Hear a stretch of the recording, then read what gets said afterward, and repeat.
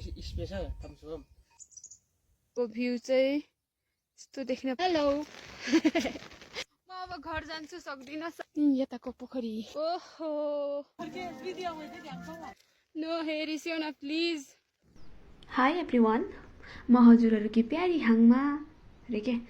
अनि मैले फेरि अर्को भिडियो ल्याएको छु है, हजुरहरूले हेरिदिनुहुन्छ भन्ने आशा छ। खासमा यो मेरो भिडियो चाहिँ मोबाइल स्पेस फुल भयो, त्यही भएर मैले एडिट गर्न बाध्य भएँ, नभए अल्छी लागेर यत्तिकै राखिरहेको थिएँ अहिलेसम्म।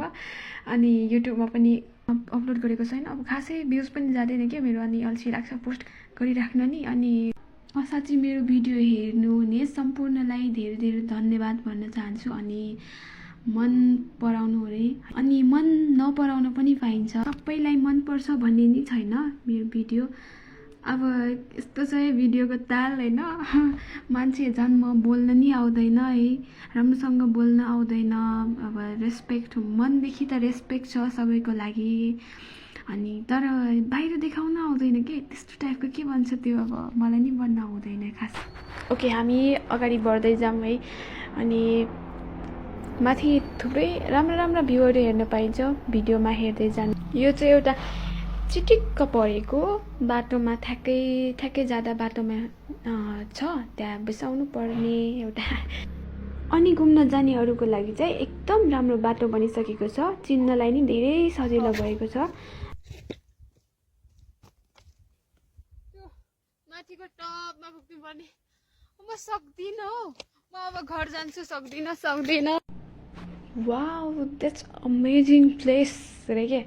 अब हेर्न सक्नुहुने चाहिँ बिचमा चिटिक्क परेको ढुङ्गाले बनाएको बाटो होइन, अनि साइडमा चाहिँ लाइक त्यो हुन्छ नि बलिउड मुभी लाइक हुन्छ, अब मुभीमा देखाउँछ नि त, प्रिन्सेसवाला मुभीमा चाहिँ यस्तो ठाउँ हुन्छ जहाँ चाहिँ बिचमा बाटो, साइडमा चाहिँ फुल। ओ माई, खासमा यो सोलो ट्रिप पनि एकदम आनन्द रहेछ के, खुलेर नेचरसँग आनन्द लिन सकिन्छ। यो बिट्टा पनि चढेर जानु पर्ने है ठेरीको हौ। अब त म थाकिसक्यो हौ, जानै पर्यो होइन, नगएर सुख छैन। आएको मान्छे बिच बाटोबाट फर्किनु पनि भएन।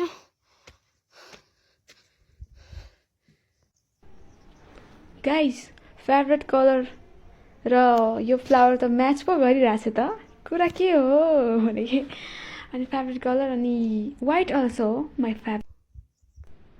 गाइज, मेरो मोबाइलमा लास्टै ठुलै डेन्जर टाइपकै स्टोरेज फुल भयो कि यो भिडियो एडिट गर्नलाई मुस्किल भइरहेछ। सो मेनी इस्युज क्रिएट भइरहेको छ यो भिडियो एडिट गर्न, खै सक्छु कि सक्दिनँ, सक्यो भने चाहिँ हेर्न सक्नुहुनेछ है। यदि यो भिडियो यत्तिकै अब सकेन भने चाहिँ यसमै डिलिट हाने। यस्तै घुम्दै बसौँ।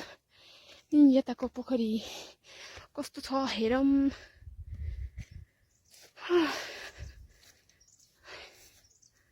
पहिला चाहिँ हामी सानो हुँदाखेरि आउँथ्यो खुब।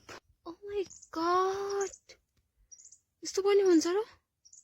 यो त दौड पाटनको जस्तो पो फुल त देख्छु त, पश्चिमपट्टिको जस्तो फुल छ, त्यही भएर मैले अघिदेखि भनिरहेको छु हाम्रो एकदम के भन्ने। गाइज, ब्याकग्राउन्डमा चाहिँ लास्टै दामी म्युजिक बजिरहेको छ, सुनिराख्नु भएकै होला। अनि मलाई चाहिँ अल्छी लाग्दै पनि हिँड्नु परेको छ, अनि यस्तै बाटोबाट जानुपर्ने। तर म चाहिँ सधैँ हिँड्दा चाहिँ कानमा एयरफोन लाएर टक्क लाएर फेभरेट सङ सुन्छु, अनि फुल साउन्डमा क्या, लाइक 100% साउन्ड चाहिँ भोल्युम चाहिँ हो भने चाहिँ म चाहिँ फेरि 99% सुनिदिन्छु, अनि आफ्नै तालमा हिँडिदिन्छु, केही डर सर पनि है केही नमानिकन। ब्रेभ गर्ल रे के। अन्त यो ठाउँमा चाहिँ म पहिला धेरैचोटि आइसकेको छु है। बाबा र म गोठमा बस्थ्यो क्या पहिला, यतातिर हाम्रो पनि गोठ थियो। त्यतिखेर चाहिँ हाम्रो हुन्छ नि त गाई भैँसीहरू त्यस्तै थियो हाम्रो गोठ अहिले नि छ त्यही हराएको थियो अनि खोज्न आउँदाखेरि चाहिँ यतातिर आइन्थ्यो खुब रमाइलो लाग्थ्यो मलाई चाहिँ पापासँग झन् है मेरो प्यारो बाबा एकदम सम्झिरहेको छु यो ठाउँ हेर्दा डुल्न पाउँदा पहिला त मोबाइल क्यामेराहरू त्यस्तो केही थिएन यस्तो भिडियोहरू फोटोहरू अहिले पो रमाइलो छ सबैजनालाई अनि मेरो मामुले चाहिँ यो प्यान्टहरू लाउँदा चाहिँ अब कत्रो लामो बास जस्तो देखेको यस्तो नलाऊ लुङ्गी कुर्ताहरू लाऊ भन्नुहुन्थ्यो कि यस्तो खतरा भ्यू देखिरहेको छु यो चाहिँ चेपुडु भन्ने ठाउँ अनि यता यतैदेखि देखाउनु पर्छ सबै अन्त म चाहिँ ठ्याक्कै छेउतिर पुगिसकेको छु है एकदम पिसफुल प्लेस भन्नुपर्छ आफू अब जहाँ रमाउन सकियो त्यही आनन्द माइ गॉड तलको त्यो स्याडो हेर्नु त हाइट अनि यतातिरको भ्यू चाहिँ यस्तो देख्न पाइन्छ भन्छन् नि लाइफ इज टु सर्ट रे के बाँच्न जाने हो भने एकपल नै काफी हुन्छ सो ढुङ्गा पनि यतैतिर रहेछ खासै गाह्रो भएन यो बनाउनलाई यस्तो बनायो भने चाहिँ आफ्नो मनोकामना पुरा हुन्छ अरे भन्ने मैले सुनेको भरमा त्यतिकै बनाइदिएको होइन कस्तो छ हेरेर प्रतिक्रिया दिनुहोला ओके बाई बाई अर्को पटक आउँदा पनि यसरी नै बसिराख ल आजको डेस्टिनेसन चाहिँ होइन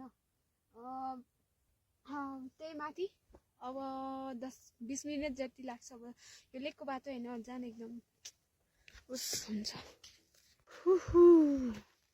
ठ्याक्कै हलहले पुगेको है चौरी दाजु दिदीहरू चढिराख्नु भएको रहेछ है मलाई चाहिँ डर लागिरहेछ जाउँ कि नजाउँ नो हेरिस्यो न प्लिज त्यसरी मलाई डर लाग्छ नि हो चढिराख्नु के बरु त्यतिखेर चाहिँ म केही हिन्दी लाग्दैन सिधै मलाई नै नलै हेरेपछि त लागिहाल्छ नि डर म पुरै कुहिरोले ढाकिसकेको छ यता पुग्दा नै खोलखोले भाडा सो 4 घन्टाको हिँडाएपछि बल्ल बल्ल म गोठ पुगेको छु पानी पनि परिरहेको छ है मुभी जस्तो हुन्न रहेछ यो रियलमा पानी कस्तो ज्याउ लागिरहेछ मलाई त मुभीमा त यस्तो रोमान्टिक भ्यू रे क्या दामी सिन एक्सपेक्टेसन भर्सेस रियालिटी भन्छ नि त हो त्यस्तै भइरहेछ क्या मैले मुभीतिर हेर्दा चाहिँ यस्तो वाउ पानी पर्दा नि भन्छन् है मैले रियलमा हेर्दा चाहिँ वा छ्या छ्या हेलो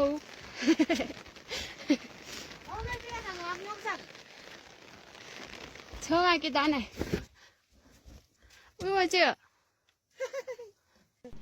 दिदीसँग पनि भेट भयो कुराकानी भयो उहाँ चाहिँ मेरो प्यारी दिदी अनि ठुली आमाको छोरी उहाँ चाहिँ अनि हाम्रो रबिन दाजु चाहिँ यतातिर लुक्दैछ क्या मलाई बाटोमा लिन आएको रे तर कल गर्दा चाहिँ कल के भन्यो भने कलै नबुझेर अनि फर्केर आएको रे के ऊ चाहिँ त्यस्तै अन्त म चाहिँ बिहानको 7 बजे घरदेखि हिँडेको 4 बजीतिर पुगेँ यता फ्रेस भ्यू हेर्दैछु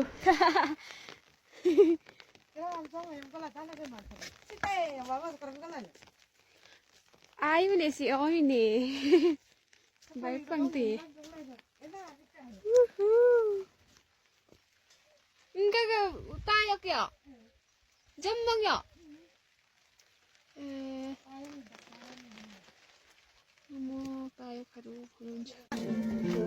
ल बाबू बिलो है हम खतरा भिडियो हुआ के खाले मनै मेरो म चाहिँ पुगेपछि चाहिँ अलिकति मौसम खुलेको थियो त्यही भएर बाहिर निस्केर चौरी दाजु दिदीहरूसँग इन्ट्रोड्युस गर्दैछु आफूलाई अनि के भन्ने त अब खासै बोल्न आउँदैन मैले भनेकै थिएँ नि साथी हो चेप्पिटी बोल्दिने क्या पागल जस्तै तर पागल होइन हुन चाहिँ उकै आउँ बिल्लोकै बाबु ओहो आगो ताप्नु पर्छ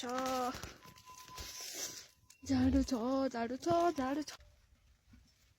र हाम्रो रबिन बाबुले दुध दुँदै हुनुहुन्छ।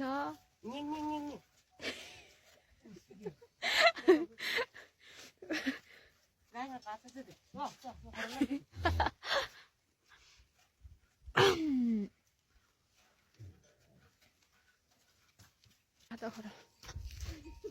뭐 광어. 여자야. Special Thums Up 뭐야? मामान खोराबीको थम्सअप मिले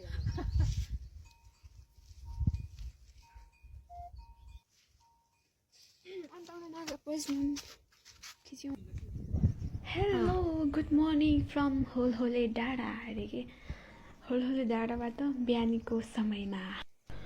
अनि जाँदा जाँदै मेरो भिडियो चाहिँ सकिन लागेको छ। अन्त्यमा आफूलाई नि यसो रिभिल गरिदिउँ कि भनेको आफ्नै अनुहार देखेर डर लाग्यो।